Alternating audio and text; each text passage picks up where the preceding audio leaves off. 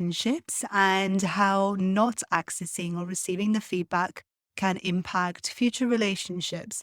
And of course, how being in receival of that information and doing something with it can positively impact future relationships and your own personal state of being. Be sure to listen to the end for a super powerful way to invite more feedback from your relationships. It's a technique that I use quite often, and I know that you're going to absolutely love it.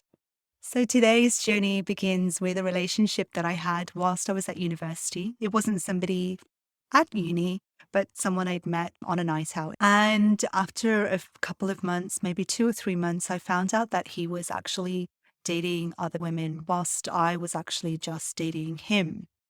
And I found this out through a friend who had another friend who this guy was also dating. So he was dating a friend of a friend. And my friend realized that the name was familiar and she just asked me the question, is this the guy you're dating? And of course it was. I, at the time, got incredibly mad. I blocked him out. I was hurt. I was annoyed. And I decided that if he wasn't going to give me an emotional commitment, I wasn't interested in being with him anymore. In reflection, some time later, I did realize that I didn't ever communicate with him what it was that I wanted.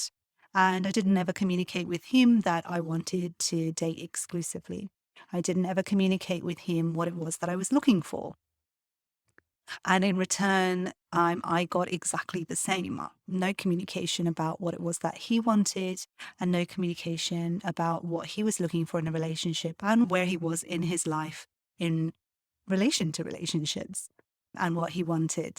I'd had a number of occurrences with guys that I've dated that have been like this through my 20s. And in the last 10 years, with the inner exploration, clearing, healing, and belief change work that I've done, I've worked a lot on communication blocks that I used to have. These communication blocks didn't necessarily come about as a result of having bad romantic relationships. As you'll know from episode 1, we talked a little bit about developmental psychology and how we download all of our programs and create our personality in the first 7 to 8 years of our life. So this is what I was witnessing in my environment. I was carrying a lot of anger from growing up and not communicating what it was that I wanted, particularly with things that mattered to me, things that I had an emotional connection to. I found it very challenging to communicate what I wanted and what I didn't want in things that had emotional attachment. I worked on a lot around communication, and this had a knock-on effect to relationships in general, romantic ones, friendships, work, and so on. But the thing to remember here is that with communication and intimate relationships or deeply connected relationships, whether they're really, really good friends or family members or an intimate partner, we have a tendency to feel that much more vulnerable because our heart is invested into this thing. So we don't want to create challenge. We want to keep peace. And certainly that was the case for me. But in hindsight, creating peace and not communicating what it was that I wanted led to the end of those relationships. I've done a lot of work, and even in doing the inner work, it's really important to take some actions as well in applying the changes that I've created internally, whether that was changing my beliefs around what communication is, how easy communication is in emotionally connected situations and relationships. It's really important to practice those and put those beliefs into action. And I can certainly attest to having done more and more of that over the last 10 years. And by no means am I perfect. I still experience challenges and find new places where I need to and desire to grow still. So with the feedback that you're getting from your relationships, this can actually be quite confrontational sometimes.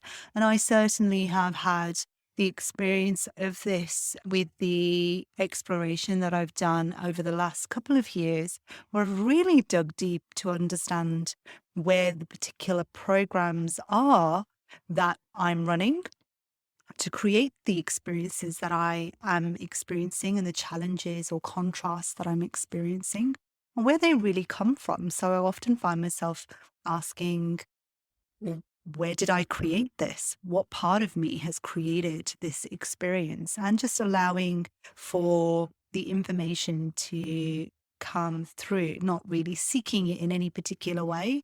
And again, in the same way, as I said, the more you invite feedback from relationships, the more you'll receive. It's the same thing with these questions. The more you ask them to yourself, the more information you allow to come into your awareness around what is truly creating this particular state of being, whether that's thinking, your actions, or your feelings.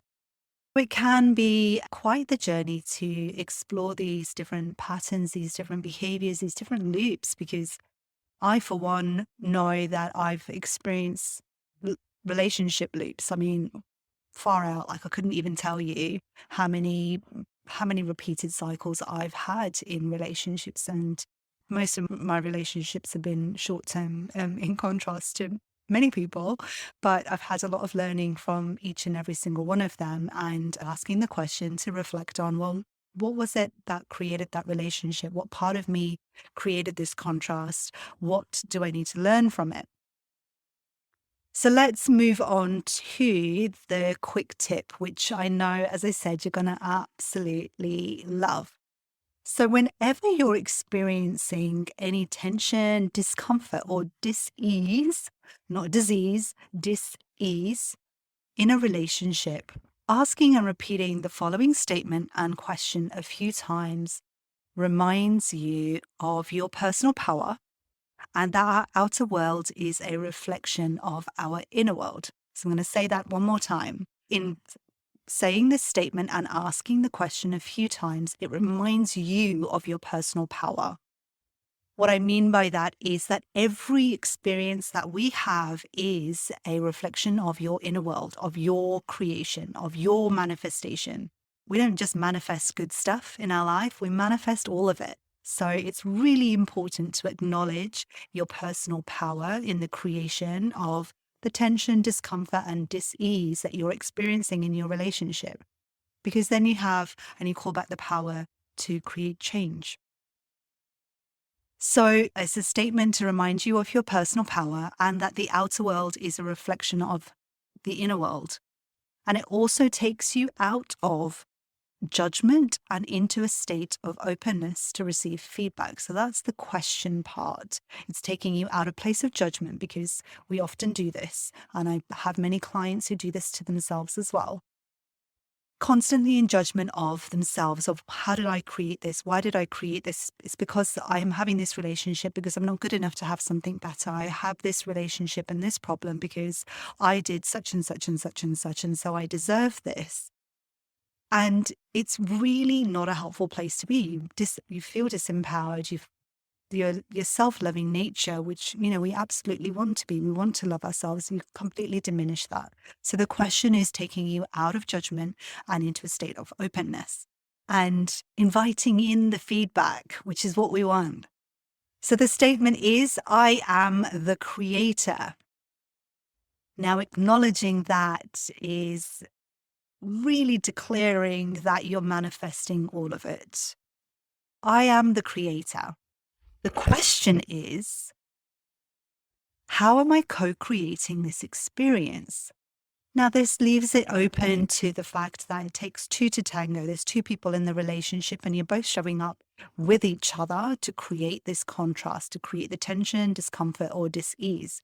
But it's still you that is experiencing that state of being. The other person may not be at all. So how am I co-creating this experience? It's creating an invitation for information to come into your awareness. Now, even if it's a tough situation that is happening right now, and I can say hand on heart, a couple of years ago, in a very tough situation that I was experiencing with somebody that I was dating, I went to bed repeating this statement and this question over and over and over again. It's helped me to shift out of the hurt that I was experiencing, the tension and discomfort I was experiencing, and reclaim my power. So I actually went to bed repeating to myself, I am the creator. How am I co-creating this experience? I am the creator. How am I co-creating this experience? And it became this beautiful mantra that allowed my whole body to relax, allowed me to calm my mind, and allowed me to stay open and curious to whatever came.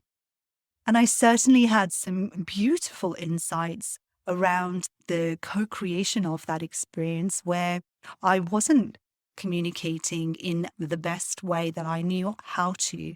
And in creating interruption in the communication or break in the communication, I was creating more tension to manifest a state of being that was very familiar to me when I was younger, which allowed me to lock up my voice, shut the other person out, and get very, very emotional and angry. It was something that was known and familiar, and I knew how to do it. And it came quite naturally. And that came into my awareness just by making the statement and asking the question. So I invite you to make the statement and ask the question. I am the creator. How am I co-creating this experience? Let me know how that works for you, and be sure to join me next week for episode 3, where we're going to talk about workplace bullying and in particular, women bullying other women. Thanks for joining me today, and be sure to subscribe at steppingintoyou.com/innerglow so you don't miss any glowing possibilities. And if you'd love to support InnerGLOW, you can make a donation at patreon.com/innerglow. Sending you love, hugs, and magic.